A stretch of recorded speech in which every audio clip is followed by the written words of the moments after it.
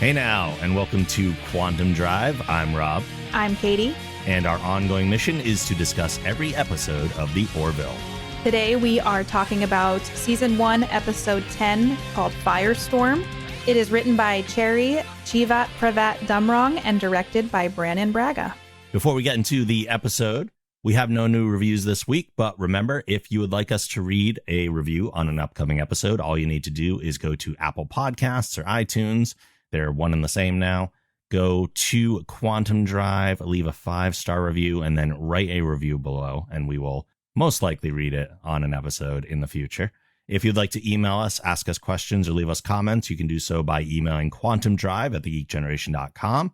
You can follow us on Twitter at quantumdrivepod, and you can hop into our Discord at thegeekgeneration.com/Discord to discuss the show and other things. I actually recently updated the Discord, and now there are channels for every podcast on the Geek Generation Network where people can discuss each show in a specific channel. Please come talk to us and send us things so we can talk back to you through the podcast. Yeah. Real-time conversation. Let's do this. All right. Before we get into the episode as well, we also need to talk about trivia. Oh, okay. Are you ready for this? I'm so ready. So when Alara is searching around for the clown in the cargo bay, I thought this was kind of cool. There are some musical cues that are similar to Jerry Goldsmith's main title from the Alien series from 1979. I didn't notice them, but it completely makes sense to do that. Mm-hmm. It had very Alien vibes too. Oh, yeah. The cargo bay. Okay. So one of the things that I found that people have been comparing the clown that is seen at the end of the hallway when Alara first sees the clown is similar to the clown that is near the end of the movie Zombieland. Oh, I have not seen Zombieland. I love that movie. So I looked up a picture and compared the two. They are very similar. One is like, it's a zombie clown. Oh God, I hope spoilers. Should I say spoilers first? Spoilers in Zombieland. The clown at the end is a zombie. Surprise. Shocker. But they do have very similar aesthetic. I also saw some people comparing him to Pennywise. I didn't see that as much. No, not as much. The mouth is kind of like wide and exaggerated, but it wasn't as Pennywise to me. There are some generic clown traits that kind of go from one clown to another, so there's gonna be similarities. Some generic clownness going on. Yeah. When Alara is fighting at the end, the scenery and actions match that of Luke and Vader in Return of the Jedi. Really? Mm-hmm. I'm not that big of a Star Wars fan, so I couldn't pick up on that. So I wonder if anybody watching it who is a big Star Wars fan would pick up on that. I did not pick up on it at all, but I am tempted to now load up the movie and do a side-by-side comparison. You should, if you do that, please report back next time and tell us. Will do. Okay. And according to this book that I have, that I tend to read quotes from and stuff, it's called The World of the Orville. It's by Jeff Bond. It's pretty darn cool if you're a fan of the show. It says that there's 2 clowns that are actually terrorizing the ship. However, I was trying to pay attention and I only saw 1 clown, but I'm wondering at the quick cuts in the cargo bay if there were 2 different clowns. If there were 2, then there's 0 evidence left in the episode of that fact. I only saw 1 clown, so if anybody did see 2, please tell me on Twitter that you saw the 2 clowns. So in this episode, Ed says that it has been 6 months since he's taken the command of the Orville. And in the first episode, in Old Wounds, which is the first episode, correct? If I'm remembering correctly, we found out that Ed assumed command in September of the year 2419. So that means that this took place in March of 2420. Okay. Mm-hmm. So we're clearly not going in a real-time situation here. No. Because this is episode 10, which, if it was like a weekly thing, not only is that a lot of stuff to happen in 10 weeks, but yeah. And I don't think Star Trek really went that way either. I never really tried to line up star dates or anything. It didn't matter to me so much. No. For me, neither. I just thought it was interesting that it's only been 6 months and everything leading up to episode 10. There's been a lot of crazy things that have gone down. So, because like you said in Star Trek, I never sat down and was like, Stardate, let's see where it pans out. It was just a matter of, it's always interesting to see the time progressions in shows because it's never fully discussed. Right. Especially in shows like this. Yeah. So the original title of this episode was Nightmares. Makes complete sense. Mm-hmm. I think Firestorm or Nightmares would have been fine. I would have loved Nightmares because it's more of that Halloween aesthetic that I love. So yeah, I think it would have been, if they had that title come up, I think it would have been too much of a tip off right away that they were doing a horror themed episode. Yeah, that is true. And Firestorm does work. I mean, obviously, obvious reasons, the Firestorm was a big part of this episode. So one of the things that was cool about this is Brandon Braga, who directed the episode. Obviously, we saw a lot about the simulator in this episode too, which I thought was really cool. And so Braga said the first image of the episode that Seth came in with was Alara running on a moving floor, almost like a treadmill, and the environment of the ship moving around her. It's something that shows you how the simulator works if you were watching from the observation deck. That's the pivotal moment of the script where we reveal to the audience what's actually happening before Alara realized it. We knew we were building to that. So I like that quote because I thought it was cool to... I love seeing, like, we didn't really see much about the simulator until now. Right.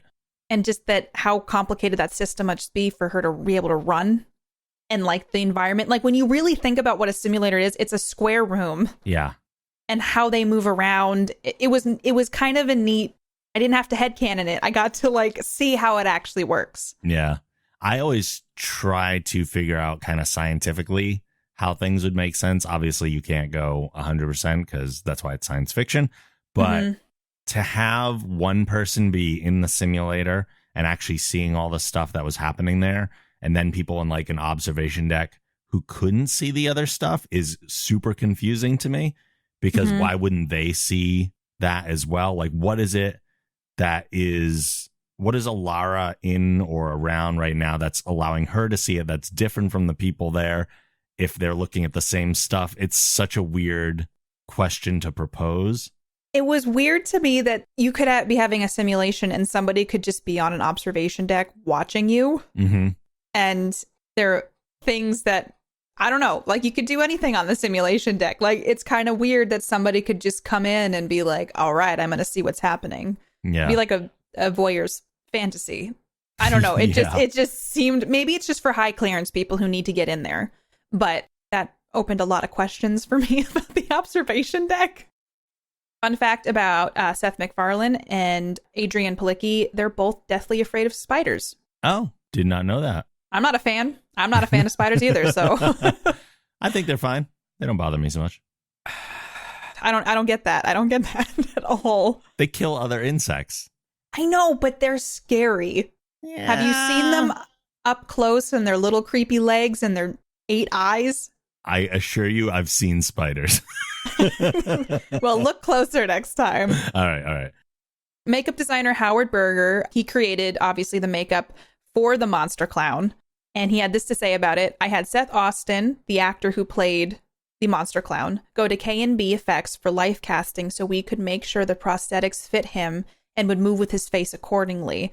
I wanted to make that grin big and unnatural. So we took an idea from The Walking Dead and built dentures that fit into his mouth and sat on the outside of his lips so we could change his anatomy. Oh. Which I thought was really cool. Yeah. I love special effects makeup. And so when I read that, I was like, oh, I love that they use K&B Effects, first of all, because they really do cool stuff for movies. But I don't know. I just love seeing that. And then when I watched the show, I was like extra paying attention to the clown. And the clown is freaking creepy. Super creepy. They did a really good job with that makeup.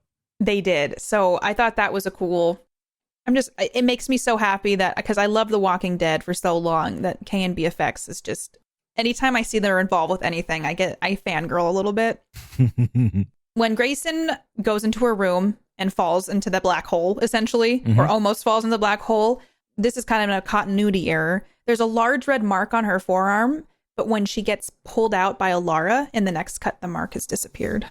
Oh, something I'll have to look for as well next time I rewatch. I see continuity. Like, that's one of the things I hate about myself is that I notice continuity errors to a painful extent. And so if someone's arm is just slightly above and then they cut to a different shot and then it's like down at their side, I'm like, ugh. And the last fun fact I have is that Alara is horrified by the fire when she goes into the engineering room, right? And she froze up. However, in the Krill episode, remember when her panel caught on fire and she put it out? So sometimes I rearrange the episodes in my head a little bit. So I just thought I saw that and I was like, holy, that's very true. Because that I feel like would be more alarming because it's kind of, you know, right in front of you. Yeah, it wasn't like as big a fire, but it was in proximity, very close to her. Yes. So those were my fun facts from this episode. And I have 2 guest stars that were of note. So Alara's parents are played by 2 actors, one named Molly Hagan and one Robert Picardo. So Hagan had a guest star role on Star Trek Deep Space Nine. And Picardo, everybody, I mean, if you've seen any of Voyager, Star Trek Voyager, he plays the Doctor. And of what I've seen of Voyager, he is my favorite character. So this is another way that they've introduced more Star Trek actors into this show, which makes my heart happy. And he is absolutely fantastic on Voyager. Like you said, he's such a great character. I need to watch more Voyager, but of what I've seen, the Doctor is just my Doctor. He is my favorite, and I don't know. I just love how, you know, there's shows like this, but they're just new characters, and I don't know what I'm saying. I'm just saying I love Star Trek and the Orville, and I'm going to stop talking now. Okay. Let's talk about the episode then. Let's do it. We begin with the Orville passing through a massive plasma storm as bolts from the storm are wreaking havoc on the ship. In engineering, Lieutenant Payne gets trapped under a bulkhead. Alara runs down to help, but on the way encounters a burst of flames and hesitates. After regaining her composure, she gets to Lieutenant Payne, but not before another piece of debris falls and kills him. I got major Next Generation vibes during the engineering scenes. Just whenever they're in Star Trek The Next Generation, whenever there was like the ship being attacked and they would cut to somebody like getting rocked by a panel or something, that was very nostalgic for me. But okay, I had a question though. Why is engineering so messed up and the rest of the ship's like fine? It could have just been, I mean, they were in the middle of a plasma storm and they're getting hit by bolts of lightning, essentially, plasma lightning. So if it struck that particular area of the ship, it's a very directed thing instead of just affecting everything. It is true. I just noticed Alara running through like a perfectly manicured ship, and then she gets to engineering and they're all like gritty and it's hot and fire and stuff. But it's almost like if they got hit by a plasma torpedo in that one area. That's true. Okay, so that was just something I had noticed. And another thing I noticed is she once again has failed the crew, meaning Alara. Just because the fire, she froze. Though I think in retrospect, now that I've seen the full episode, it was a good setup for this whole lead in to what we were about to watch. Yeah, it was a good cold open. The one thing with the scene that stuck out to me that was a little strange was the debris that she pushed out of the way. Very much foam pieces by the physics of the way they moved. So I don't necessarily understand why they would have her just like push them. She's also supposed to be the super strong alien. And yes, they needed her to push them, but like show that strength and make it look more realistic by having her lift the piece and like throw it or something so that the physics were a little different. I agree. My husband and I watched these together and I did notice it just kind of looked like she picked up a styrofoam. Thing, or pushed a styrofoam thing. Maybe some little extra sound effects or a grunt like as she picked it up or something would have enhanced that, because that was something that pulled me out a little bit. But I always do that thing where I'm like, they got to make, you know, it is obviously probably styrofoam. And I usually give a little leeway because I'm like, they got to. Well, yeah, you do. But the fix for that is the performance. Yeah. The performance is supposed to make it look a certain way. And it just didn't happen with this one. Yeah, this one. I noticed that also. Captain Mercer stands before the crew to address Lieutenant Payne's death. He introduces Chief Engineer Newton to deliver the eulogy. Everyone was so emotionless. I mean, I know Alara was clearly kind of beaten up, but I was like, no one's crying. I mean, and so in my head, I was like, in the future, is this a different protocol for funerals? Or since you're in technically the military, it's like, this is a funeral now? I think this was more of like the formal announcement, and yeah, kind of like they did do a quick eulogy. Mm-hmm. Yeah, it does feel very emotionless, the whole thing, and you would think that that person would have more friends there. Well, yeah, like the chief engineer, he's like, this is my best friend, and he was cracking jokes. There was no like, sometimes at eulogies, people will crack jokes, and like there'll be a somber laugh, but there wasn't like anything. Yeah, it was a little weird. Yeah, and so I thought that was different. And in my head canon, I decided that it was because in the future, and maybe people trying to be brave because they're technically in the military, it's like protocol. People just don't have emotions in the future. Yeah, people are emotionless monsters in the future. Yeah. Frustrated by her inability to save Payne, Alara takes her anger out by boxing in the environmental simulator. Dr. Finn tries to comfort her by saying that the first fallen debris would have probably killed him anyway, but it's not enough to make her feel better. I get that, because like she probably does feel responsible because she stopped, but I felt that Alara's response to it was a little emotionally immature, which I think plays along with the fact that she is younger and she's not experienced as the other crew members are. So I think that kind of fit for her character. But I was like, these two senior officers are pretty much telling you like he was probably already dead or going to die. Yeah. But it is, her responsibility to act, and she couldn't act because of the fire. Yeah, it is the second episode in the season devoted to Alara's emotional immaturity. Yeah, which I feel like I'm trying to think through the rest of the characters, and I don't believe any of the other ones have any issues like this. Doesn't seem to be. It seems like they're focusing more on her for these kind of stories. Yeah, which I think is almost a disservice to Alara in a way, because she is the security officer. I agree. And it does make her seem a little bit unreliable and inadequate to do her job. Yeah. But I think that's the only way it works kind of here, at least, because that is her job's role. And if she can't do that role, then is she going to be a proper security officer? It's why she decides that. Actually, it's the next scene. Okay. Now believing that she's unfit to serve, Alara enters Mercer's office to deliver her resignation. She explains the situation, but Ed refuses to accept it and suggests that she find out why she had such a strong reaction to the fire. Which makes sense. Like she probably should investigate that. And it was probably something too where she went down engineering to act, and then she was caught off guard by the fire. Absolutely, yeah. So it's not like she's like, I've known about this fire fear for ages. And it's a self-discovery episode. Yeah. About, Alara figuring out her strengths and weaknesses. Alara contacts her parents, who clearly don't respect her decision to join the Union, calling her things like slow and intellectually deficient. Although upset with their attitude, she powers through to ask them if there's anything that might have happened with her and the fire as a child. Her mother tells her a story about how when she was a baby, a house fire almost killed the two of them. It was Alara's cries that alerted her mother quickly enough so she could get them out in time. How awful her parents talking to her, which also might have some insight into why she is a little bit more immature than her colleagues. I feel like, they essentially called her slow, and they called humans the hillbillies of space. This was the first time I felt really bad for Alara, like really sympathetic.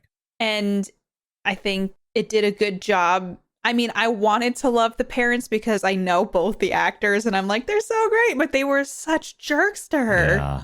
And I mean, growing up with that kind of anything from a parent is awful. And then to still be like, she's an adult, essentially. And to have them talk to her that way, that really was bothersome. But apparently, when she was a baby, obviously the fire scared her, and that's the root of it.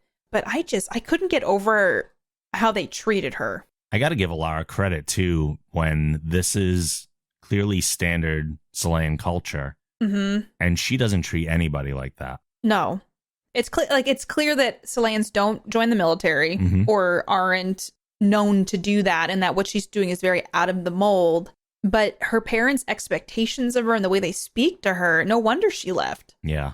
I mean, that's what I my takeaway. That was the real horror of this episode, her parents. Soon after, while walking through the corridors, Alara encounters a clown who runs directly into her before disappearing from sight. This was really, I don't know, they could have messed this up. And that clown was creepy as hell. And when he leaned forward to run, that was icky. I did not like that. So that made me think of something, that lean, because I've seen that before. That's not, I don't know if, like, what the background, I know it's a stunt person who's the clown, and I looked into his background a little bit, but I don't know if he was an athlete and stuff. When I used to do track, that is one way that you would start your approach for the jumping events, is you would lean into your first step because it got your momentum going faster and you had a limited amount of range before you had to go make your jump. So it wasn't the only way, but it was a very popular way to, like, start a faster approach. Yeah, but it was creepy in this context. It was. Yeah, this clown, and he's running at her, and in my first initial thing was like, oh, he's gonna, like, disappear right before or run through her. And when he hits her, I was like, ew, I do not like this. The fact that it is actually something that can physically interact with you. Yeah, they did. Clowns don't usually bother me, but, like, with the resurgence of, like, It and Pennywise and things, I never really watched that stuff growing up. But there's something with clowns that just, I think, is unsettling. And I think I get it now. Clowns don't bother me. It's the demon clowns that do. Like, but you can do that with, like, so many different things where you take something that's supposed to be happy and you make it evil, and all of a sudden it's, like, twice as creepy. Yeah. And I think this is the first time we see the makeup. I think it's clearly not a normal clown. But sometimes I see pictures of clowns from, like, children's birthday parties, and I'm like, that's a demon clown. I don't care what you say. And yeah, so they did a good job setting up the tension with this. She then heads to the bridge to ask Captain Mercer to relieve her of duty. She thinks that seeing the clown is a sign that she's lost her mind. They check the security logs to verify Alara's story, and as it turns out, there was, in fact, a clown. The scans also confirm it. I just loved the whole banter about clowns and how hobo clowns are the most dangerous because they're hungry. And John stuff. is so good here. Oh, this is probably one of my favorite things John has been a part of. But it really was interesting to me because I think right after this, they kind of, like, all went to look for the clown. Yeah. Which I get, but I'm like, the whole ship goes down to look for this clown? Like, everyone on the crew? I don't know if it was absolutely everybody, but anytime there's something important to do, the senior staff is always involved because that's who we care about as viewers. I know. But I just thought it was interesting. I'm like, because the clown technically didn't do anything. It was just creepy and it ran at Alara and disappeared. But then so I just thought that was interesting that it was like, everybody look for the clown. I mean, it's a mystery that needs solving. Yeah. So it's a high priority. They don't know how it got there. That's a security risk. And it's a clown that runs at you and has a scary mouth. So and I get it. Could have pies, seltzer bottles. I just thought, like, I thought it was interesting because when Seth MacFarlane was delivering that line, I could kind of tell that maybe he was trying to not laugh a little bit. I could be reading into that, but I was like, that's such a silly line to have to, like, it felt that way. Deliver in a serious way. He knew it was as silly as yeah. The crew divides into teams to search for the clown. In the cargo hold, Alara encounters it again, and this time it attacks her. The clown gets her blaster and fires, but misses. Alara manages to regain it and fire back, vaporizing the clown. This scene was done really well. The horror atmosphere was really good. I mean, the dark, the flashlight and everything. And the clown was not just like I'm going to kind of run at you and attack you. Like, the way that they did it was really good. Like, he was fast and he disappeared and he appeared and he, like, was strong. And I just think it did a good job delivering on the scary factor, because it could have very easily been like, she punched him and he got blown back into the wall and then he got her phaser. And it was really interesting because at this point, I don't think we've seen phasers kill. Have we? No, I don't think so. I think this is the first vaporizing.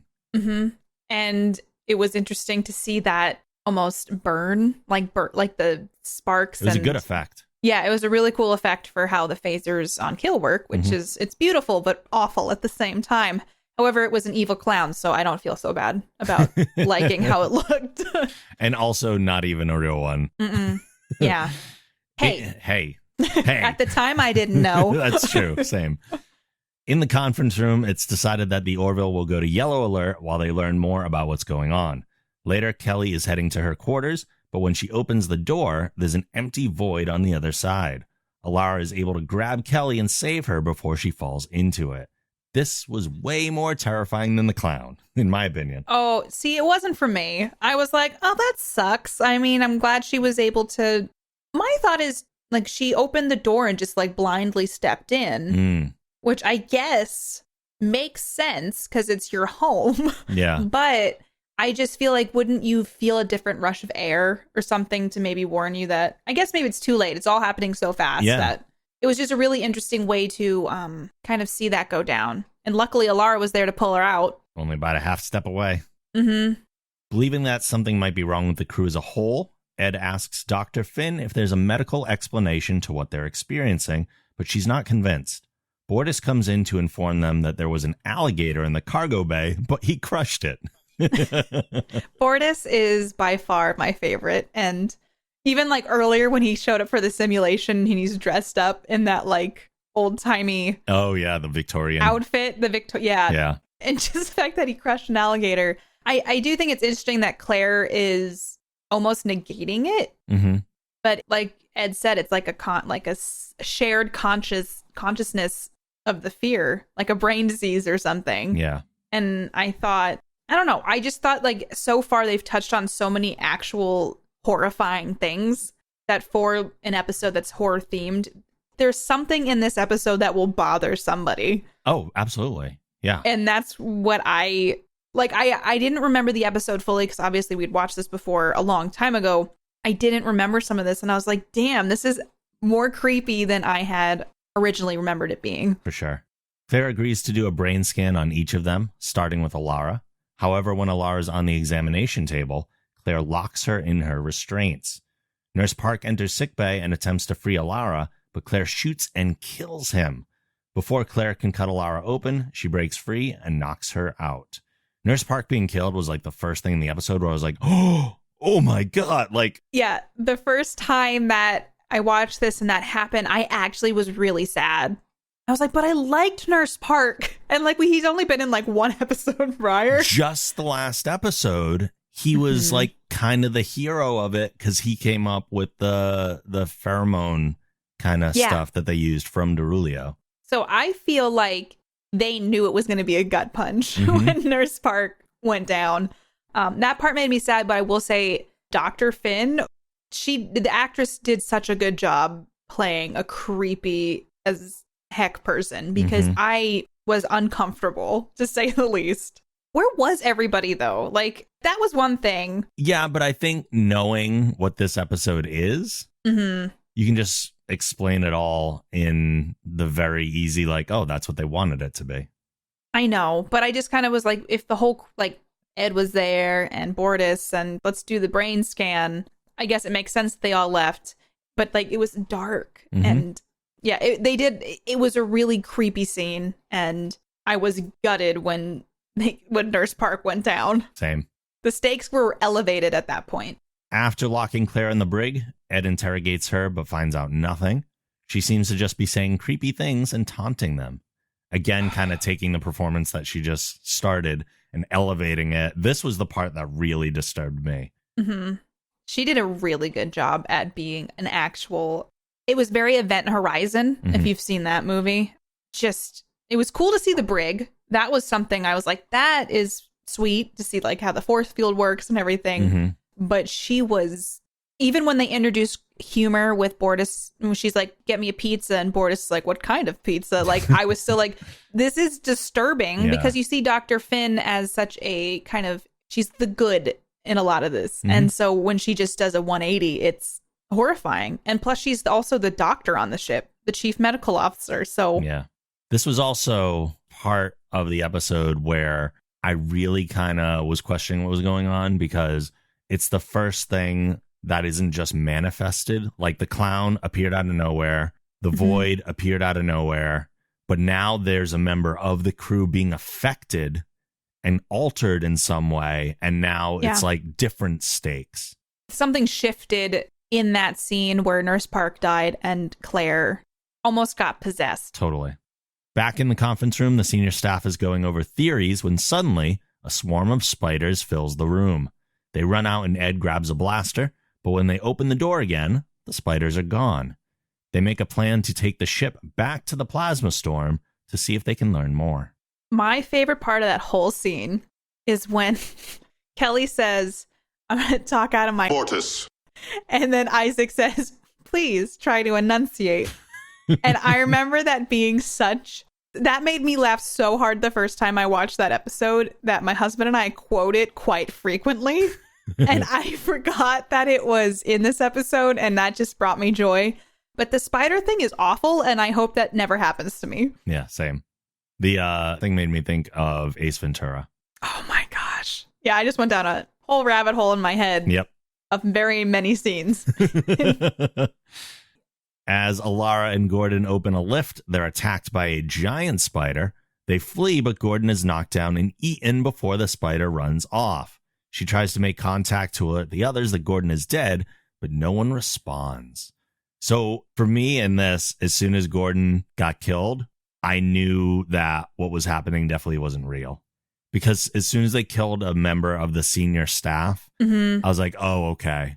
Like something is just an illusion here completely. Like it's not a lot of other things I thought it was, because they couldn't really have killed Gordon right now. No. Yeah, I thought the CGI looked really good. It did. Yeah. I also kind of was like, in my head, I was like, she's going to go after this spider and cut open its stomach or blow it up open, and Gordon's going to fall out. But that moment never came. Yeah. And then that's when I think I noticed like the ship's lighting started to change. She couldn't communicate with anybody anymore. So this is where there was like a pivotal moment also in the episode where the horror shifted again. And it was clear she was kind of on her own. They were switching to the next fear, this one being isolation. Yeah. Alara makes her way to the bridge to find it completely vacant, with the plasma storm once again raging outside. Knowing that the deflector shields must be raised to survive the storm, she heads to engineering, where she finds Isaac. Isaac looks normal at that point. At that point, yes. And I feel like it is a little odd that he's there and nobody else is. It just seemed, that's when another thing in my head was like, there's something off about this. Like, why would Isaac just be standing in engineering? Yeah. Like he's waiting for her kind of thing. I had thoughts of all those TNG episodes where there's some sort of alien presence, whether it be on the ship or they're on another planet with one who's kind of basically generating a world or scenario for them. There's a few TNG episodes like that. There's Hotel Royale, where they get stuck in that like novel. Oh, yeah. Of a casino. There's a few episodes that kind of go through a scenario like that. And I kind of suspected that's what was happening here. And I ended up being wrong here, too. But that's just what I thought of at the time. Yeah. I thought the lighting on the ship looked really cool when it started to almost power down in a way or start looking like emergency lighting was on. And I thought I was just kind of in awe of the set because of how much time that would have taken to set that up. Yeah. Different from the normal. Yeah. The LEDs looked amazing. The two plan to review the scanner logs to find out what happened to the rest of the crew when Isaac mentions that they should hurry to finish in case the alien creature returns. Talking about the spider, of course. Alara points out that Isaac couldn't have known about the alien creature and accuses him of being behind the whole thing. And then the two fight until Alara blasts Isaac. Non-vaporizingly, though. Yeah. I thought the fight scene was actually really cool. Yeah, it was pretty good. Isaac was a savage fighter. He just got like a piece of metal and he was going to start hitting her with it. Yep. I thought the fight sequences in this whole episode were pretty good. But it was very intense and it felt more real because it was not sloppy, but just like brutal with the clown and then with Isaac. And that's another that at this point, I'm like, there's something up with this. Like this is not this can't be reality. It's got to be an alien presence or whatever. And that's before we found out she was in the simulator. But I don't know. I just felt like the fight was not, I don't know, people who knew each other for super long time or long enough, like 6 months, just beating the crap out of each other. Well, Alara's been through a lot already, so she's probably at an emotional high right now. Isaac is just cold anyway. Yeah. So if he's behind all this, like she says, then he's just going to do anything it takes and he doesn't care about who he hurts. Also, we're kind of led to believe in this scene that Isaac is not Isaac. That is true. And this is the moment where, to bring back another alien thing, I feel like Alara goes kind of full Ripley. Yeah. She kind of starts like she's all beat up and she's taking her coat off and she's got a gun and everything. Like this is like the point where I was like, she's like survivalist sci-fi horror movie heroine now. Kind of gets that classic look. Yeah. We're then shown Alara from above running in a simulated hallway. Looking on are the real Mercer, Grayson, Claire, and Isaac. Claire insists that they need to shut it down because Alara's adrenaline levels are through the roof. Ed gives the order, but Isaac says he doesn't have the authority to do so, as Alara has exercised Directive 38, which gives the Chief of Security absolute authority over the ship. Isaac insists that the only way for it to end is for Lieutenant Kitan to complete the program. This raised some questions for me, like, after we found out more about what was going on. And I guess it makes sense because she was like, we knew it was going to be shut down. You know, like we knew that we would try to end this kind of thing. But to exercise something that big for, like Ed said, it's a career ender. It just seemed odd in this scenario. It's definitely not what that directive was intended for. No. Which to me also kind of showed that maybe it was another immature move on her part. Agreed. I understand why she was doing it, but I also have questions about that.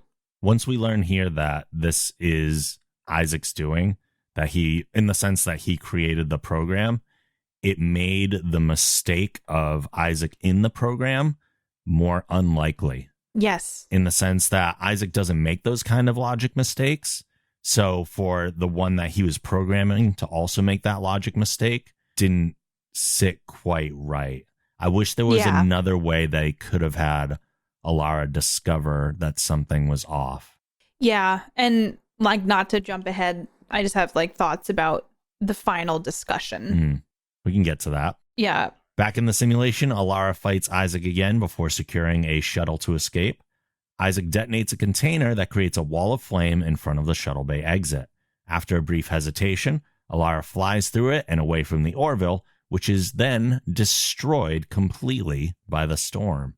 It's just blowing up.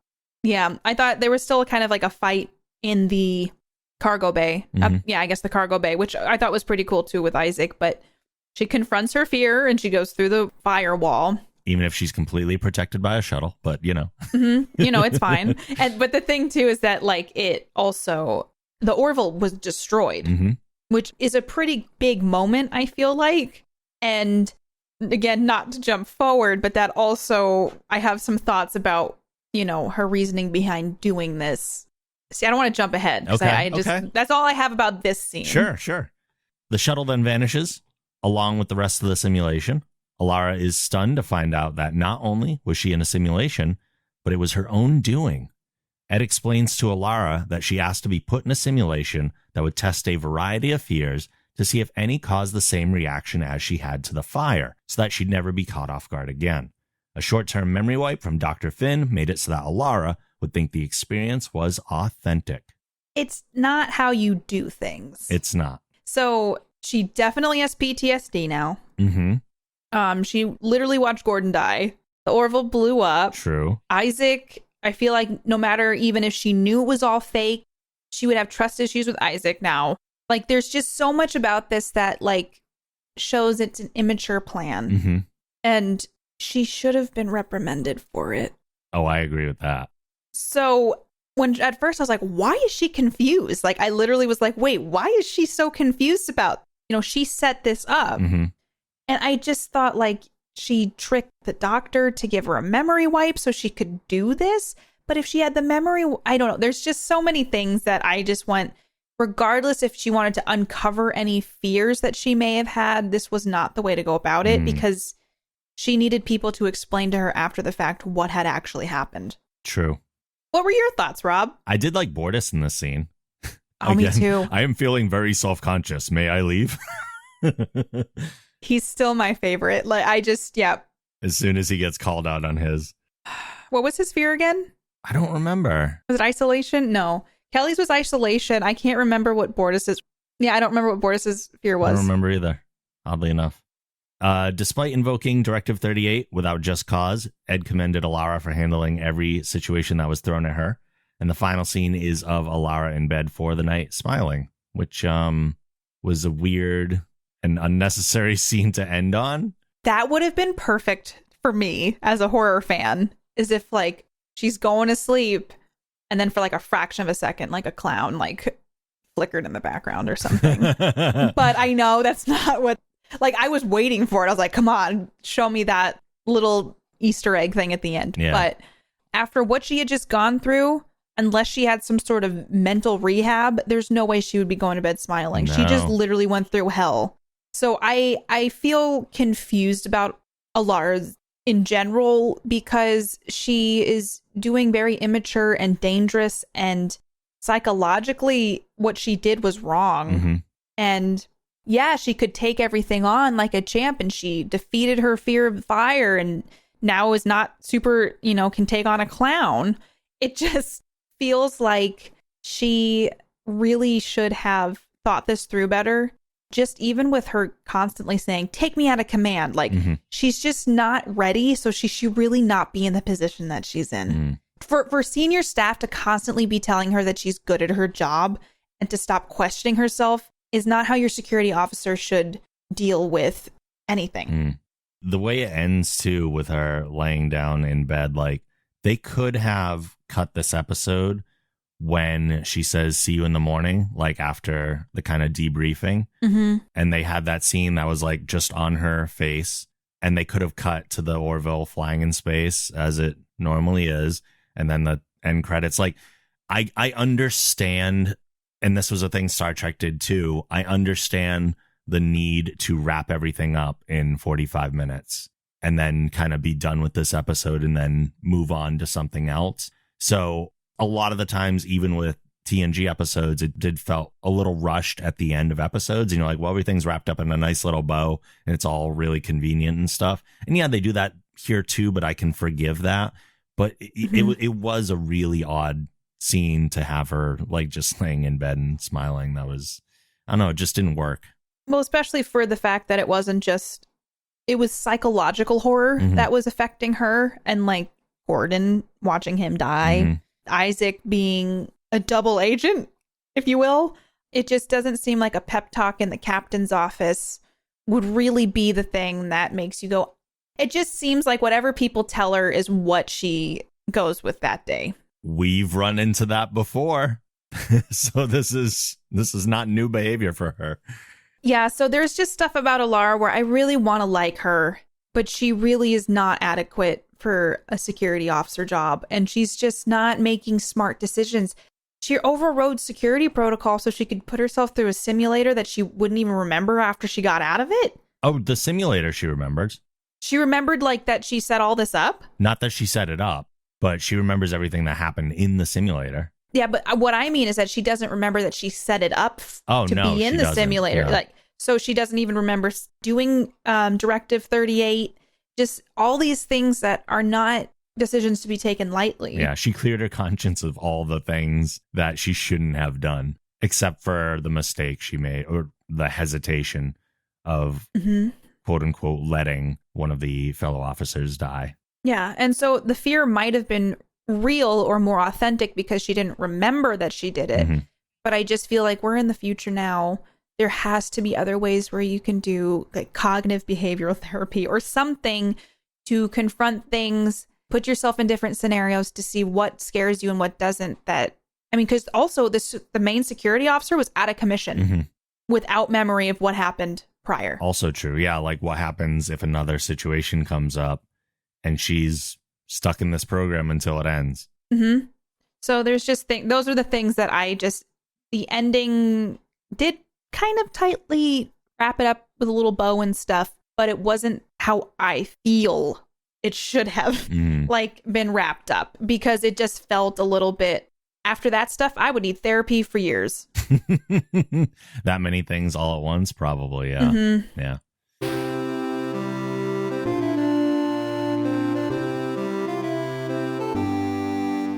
With all that said, what's your big takeaway for this episode? It was a really good horror episode. Like, I thought it was really well done.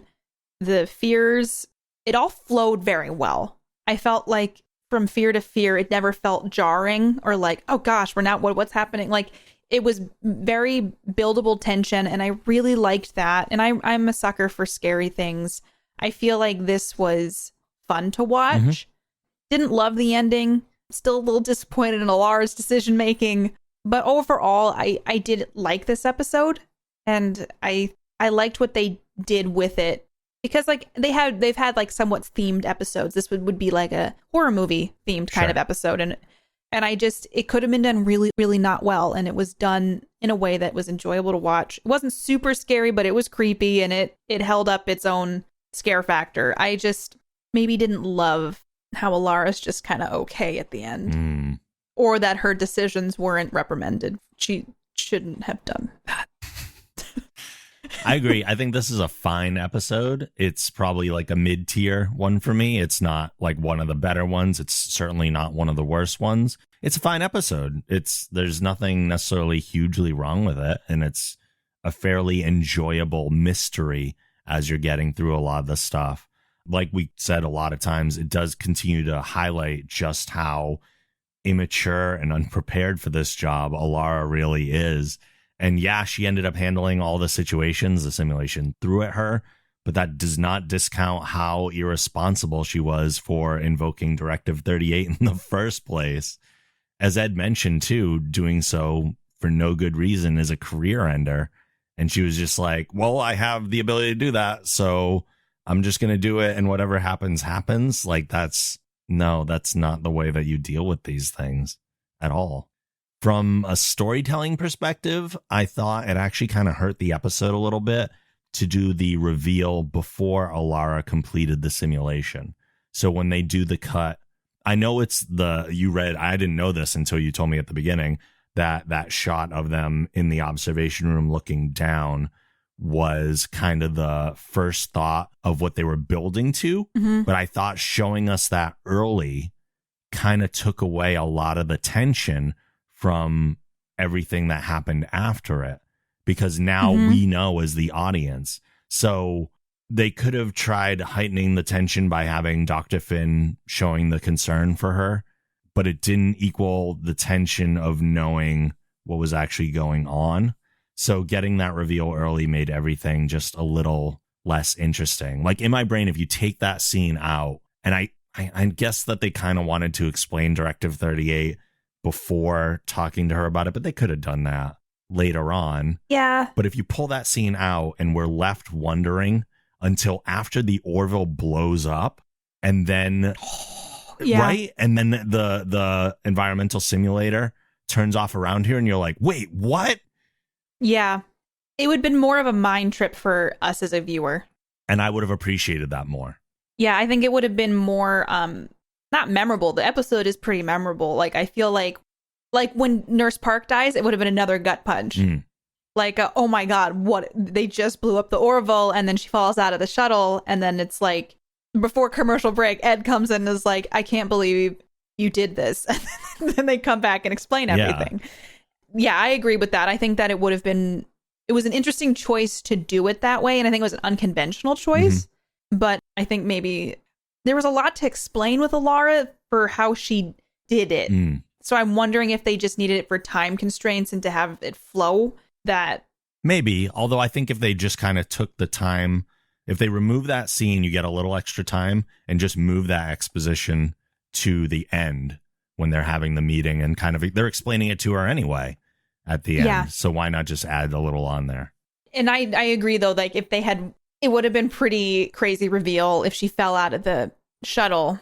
And since I had seen this episode before, I went in watching, like, I was going to see if I could find the moment where she entered the simulation and where the reality stopped, but there wasn't ever a clear moment.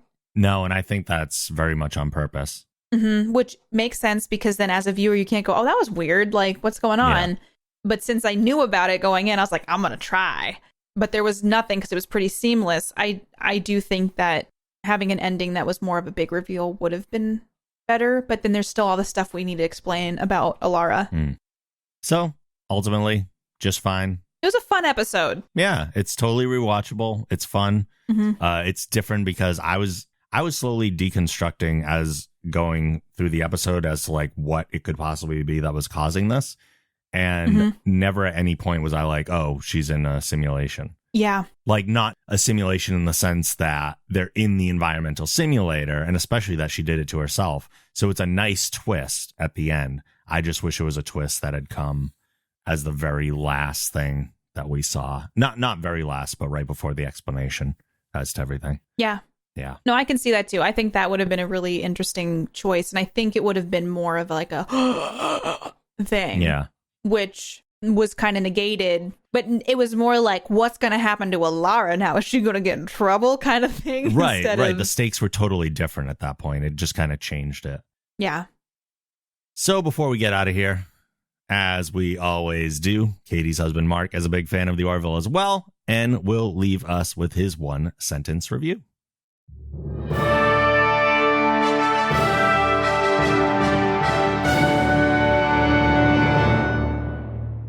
Intellectually Deficient Chileans is the name of my new indie ska band, and our first album is called Hobo Clowns Are the Most Dangerous. Quantum Drive is a production of The Geek Generation. If you like this show, be sure to check out our other podcasts on the Geek Generation Network at thegeekgeneration.com. If you'd like to support the show and get access to exclusive bonus podcasts along with other perks, you can visit our Patreon campaign at thegeekgeneration.com/support. You can follow Quantum Drive on Twitter at Quantum Drive Pod and me at TheRobLogan. You can follow me on Twitter at PlayKatiePlay and on Twitch at Katie Peters Plays, and Katie is spelled Katie. Please rate the show and write a review on Apple Podcasts. If you do, we may read your review on an upcoming episode.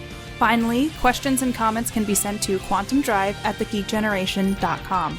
We're out of here for now, but we'll see you soon in the future.